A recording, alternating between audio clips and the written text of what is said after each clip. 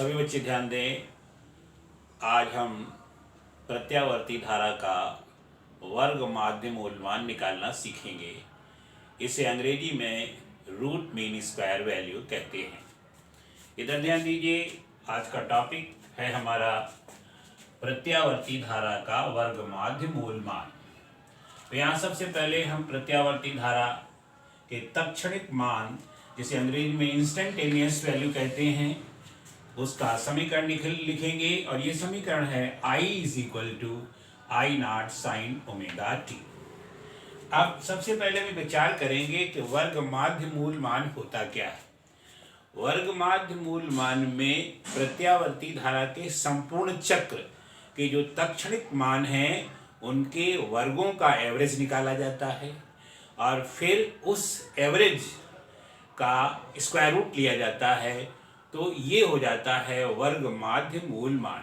फिर से एक बार समझ लें, प्रत्यावर्ती धारा के संपूर्ण चक्र के जो इंस्टेंटेनियस वैल्यूज हैं या जो तत्क्षणिक मान हैं उनके वर्गों का एवरेज निकाला जाता है और उस एवरेज का फिर वर्गमूल लिया जाता है। इसी का नाम होता है वर्ग माध्य मूल मान। तो यहाँ ध्यान दीजिएगा, यहाँ पर हम लिख रहे हैं IRMS यानी वर्ग माध्य मूल मान ऑफ AC। तो इसको हम लिखते हैं IRMS और ये बराबर होता है अंडर रूट, यहां पर होगा average of I square of whole cycle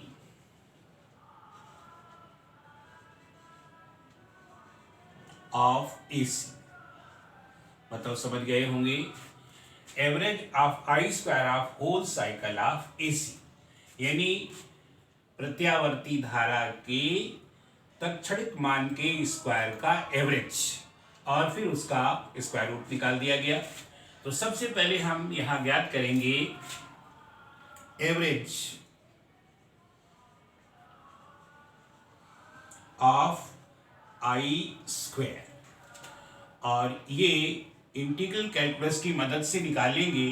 तो यहां पर हो जाएगा 1/t integral from 0 to t, संपूर्ण चक्र का मान है। और यहां पर ये हो जाएगा I not sine omega T का स्क्वायर, I स्क्वायर है ना, इंटू dt। ये निकालना है, ये इंटीग्रल कैलकुलस में एवरेज का फॉर्मूला होता है। अब यहां ध्यान दीजिए, इसको हम यहां पर लिखेंगे 1/t इंटीग्रल 0 to t और ये लिख जाएगा I not square sine square omega T dt। सभी बच्चे समझ गए होंगे। अब हम यहाँ पर ओमेगा है इसलिए लिमिट को जो टाइम है या जो लिमिट टाइम लिमिट है उसको ओमेगा के पदों में लिख देंगे। तो यहाँ लिखेंगे but t is equal to 2 pi omega, therefore I square is equal to यानी एवरेज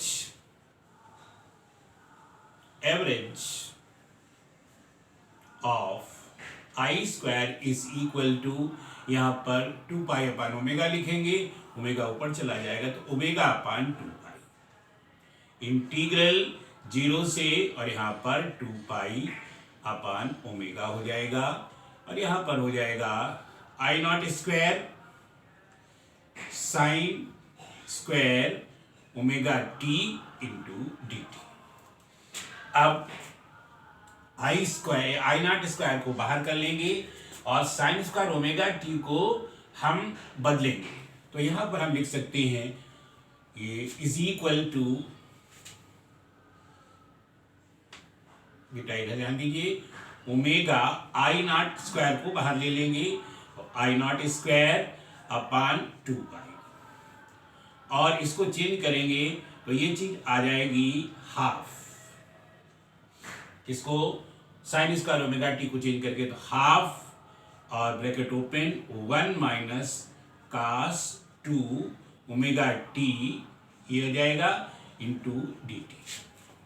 इसके बाद हाफ जो है इसको इधर बाहर ले आएंगे तो ये हो जाएगा, जस्ट मिनट, यहाँ पर लिमिट भी लगानी है बेटा, तो ये हो जाएगी इंटीग्रल, ये चीज बाहर कर लेंगे, इंटीग्रल 0 से 2 पाई अपान ओमेगा, ये है।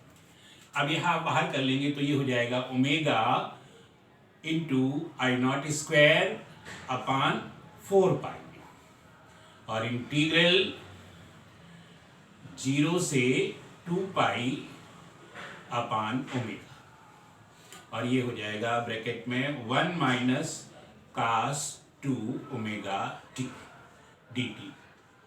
अब इसको इंटीग्रेट कर दो तो ये हो जाएगा is equal to omega upon I naught square divided by 4 pi, और इसका इंटीग्रेशन करेंगे तो 1 का इंटीग्रेशन t हो जाएगा माइनस कास 2 ओमेगा टी का इंटीग्रेशन हो जाएगा sign 2 omega T upon 2 omega. ये जो मल्टीपल होता है वो डिवाइड कर दिया जाता है, यहाँ पर ये आ गया, और इसकी लिमिट रहेगी 0 से 2 पाई अपान ओमेगा।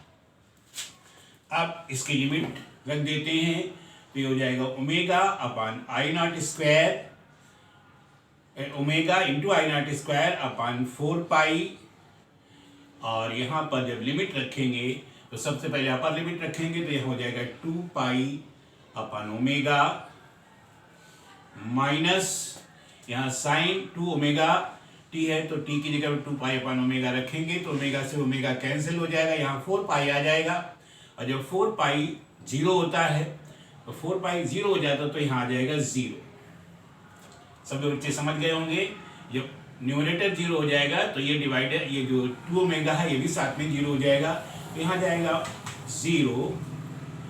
अब इसके बाद माइनस, फिर ये जो लोअर लिमिट रखेंगे तो यहाँ 0 आ जाएगा, और प्लस फिर इसको जब यहाँ रखेंगे तो इसकी वैल्यू भी 0 आ जाती है, तो ये 0 आ जाएगा।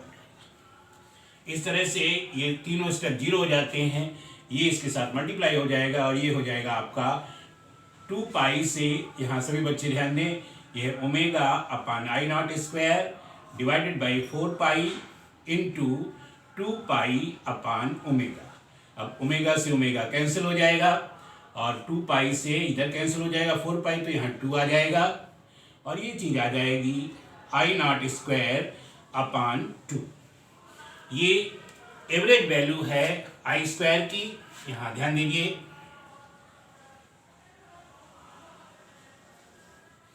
देयरफॉर, यहाँ ध्यान दीजिए, देयरफॉर अब इसका स्क्वायर रूट लेंगे, देयरफॉर आई जो एवरेज वैल्यू है ये, तो ये हो जाएगा आपका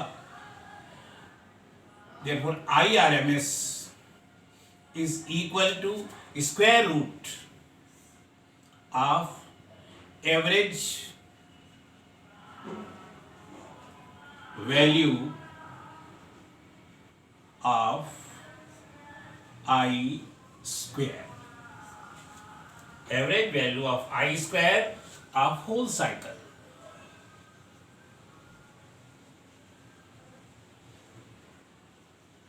बेटा इधर ध्यान दो, तो अब यहाँ पर स्क्वायर रूट जो ये वैल्यू निकाल चुके हैं वो आई है आई नॉट स्क्वायर डिवाइडेड बाई 2, जब इसका स्क्वायर रूट निकालेंगे तो ये आ जाएगा आई नॉट अपान रूट 2। तो इस तरह से एक फार्मूला मिला हमें कि आई आर एम एस यानी root mean square value of A C is equal to I naught upon root 2, यानी पीक वैल्यू में रूट 2 से डिवाइड कर दें तो ये हमारा आई आर एम एस मिलता है। सभी बच्चे समझ गए होंगे। अगर इसकी न्यूमेरिकल वैल्यू निकालें तो ये आती है 0.707 आई नॉट। अब इसी प्रकार ये सिमिलरली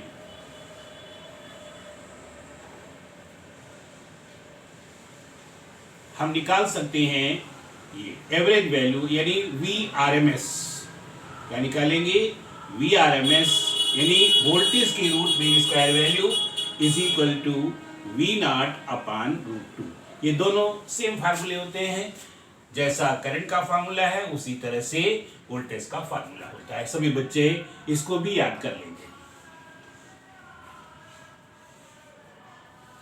अब सभी बच्चे ध्यान कर लें, जो हमारे इंस्ट्रूमेंट या मैकेनिकल इंस्ट्रूमेंट हैं वो हमेशा प्रत्यावर्ती धारा की IRMS वैल्यू ही निकालते हैं या VRMS वैल्यू ही निकालते हैं, ना I0 निकाल सकते हैं और ना I निकाल सकते हैं। ध्यान रहे, इसलिए यही वैल्यू जो आती है इसको हम वर्चुअल वैल्यू भी कहते हैं, लेकिन वर्चुअल वैल्यू इसी का मेजरमेंट हो सकता है, तो ये ध्यान रखिएगा। अब इसका एक एग्जाम्पल आपको बताते हैं तो आपको और समझ आ जाएगा। जैसे आपके घरों में जो है वो 220 वोल्ट सप्लाई है, 220 वोल्ट सप्लाई। बेटा अच्छी तरह से ध्यान से समझिएगा, तो 220 वोल्ट सप्लाई ये AC है। तो ये जो 220 वोल्ट है तो ये वास्तव में है VRMS is equal to 220 volt. अब अगर इसका पीक वैल्यू निकालेंगे तो पीक वैल्यू जिसको हम V0 बोलते हैं, तो V0 इस फॉर्मूले से ये हो जाएगा यहां पर VRMS इंटू √2 और VRMS वैल्यू 220 वोल्ट है, तो यहां पर ये 220 मल्टीप्लाइड बाई √2 1.414। अगर इसको मल्टीप्लाई करके रखेंगे तो ये आ जाएगा 311 वोल्ट। यानी जो करंट हमारे घरों में है, जिसकी सप्लाई हम 220 वोल्ट मानते हैं, उसकी पीक वैल्यू 311 वोल्ट है। कहने का अर्थ ये है कि अगर किसी व्यक्ति को 220 वोल्ट AC सप्लाई से झटका लगता है या शॉक लगता है, तो वास्तव में किसी क्षण उसको 311 वोल्ट का शॉक लगेगा। क्यों? इसकी पीक वैल्यू जो है वो 311 वोल्ट है। इसीलिए कहा जाता है कि सेम वोल्टेज में यानी 220 वोल्ट की DC होगी तो 220 वोल्ट का झटका देगी, और अगर AC होगी 220 वोल्ट की तो किसी क्षण तो 0 वोल्टेज होंगे और किसी क्षण उसमें 311 वोल्ट का शॉक लगेगा, जो बहुत डेंजरस है। इसीलिए कहा जाता है same voltage of AC is more dangerous than DC, यानी दोनों की समान वोल्टता हो तो AC DC से ज्यादा खतरनाक होती है। तो सभी बच्चे समझ गए होंगे। पहले तो इसका कैलकुलेशन है, इसको निकालना सीख लेंगे और फिर इस क्वेश्चन का आंसर भी मिल गया होगा कि 220 वोल्ट की AC DC की अपेक्षा खतरनाक क्यों होती है। सभी बच्चे इसको याद कर लेंगे।